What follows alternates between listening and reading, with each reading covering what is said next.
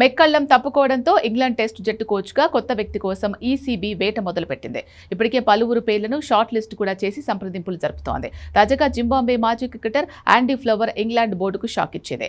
England test head coach పదవి race నుంచి తప్పుకున్నట్లు సంచలన ప్రకటన చేశారు. ప్రస్తుతం ఫ్లవర్ ఐపీఎల్లో ఆర్సీబీ జట్టుకు కోచ్గా వ్యవహరిస్తున్నాడు. నిజానికి ఇంగ్లాండ్ కోచ్ రేసులో ఫ్లవర్ అందరికంటే ముందంజలో ఉన్నాడని అంతా భావించారు. కానీ తాను ఈ రేసులో ఉండడం లేదని, ఐపీఎల్లో ఆర్సీబీ జట్టుతో పాటు ది 100 టోర్నీలో లండన్ స్పిరిట్ జట్టు కోచ్గా మాత్రమే కొనసాగుతానని ఫ్లవర్ స్పష్టం చేశాడు. యాండీ ఫ్లవర్ గతంలో 2009-14 మధ్య కాలంలో ఇంగ్లాండ్ జట్టుకు హెడ్ కోచ్గా పనిచేసి విజయాలు అందుకున్నాడు.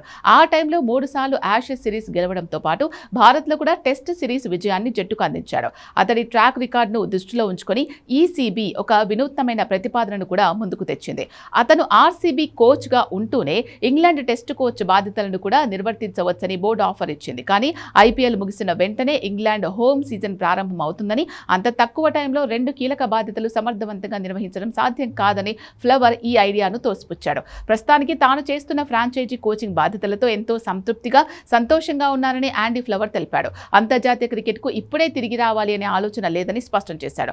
ఒకవేళ తాను ఇంగ్లాండ్ టెస్ట్ కోచ్గా ఉంటే ఇంగ్లాండ్ దేశవాళీ క్రికెట్ ఆటగాళ్లను నిరంతరం గమనిస్తూ వారితో ప్రయాణించాల్సి ఉంటుందని, ఐపీఎల్ టైంలో యూకేలో ఉండడం కుదరదు కాబట్టి 2 పనులు చేయడం కరెక్ట్ కాదని చెప్పుకొచ్చాడు. గతంలో ఇంగ్లాండ్ జట్టుతో గడిపిన కాలం ఎంతో అద్భుతమైందని, కానీ ప్రస్తుతానికి తాను లండన్ స్పిరిట్, ఆర్సీబీ జట్లతోనే ముందుకు సాగుతానని తేల్చి చెప్పాడు. కాగా ఫ్లవర్ సారథ్యంలో ఆర్సీబీ వరుసగా 2 ఐపీఎల్ టైటిల్స్ సాధించింది. యాండీ ఫ్లవర్ నో చెప్పడంతో టెస్ట్ హెడ్ కోచ్ను నియమించేందుకు ఇంగ్లాండ్ క్రికెట్ బోర్డుకు కేవలం నెల రోజుల సమయం మాత్రమే మిగిలి ఉంది.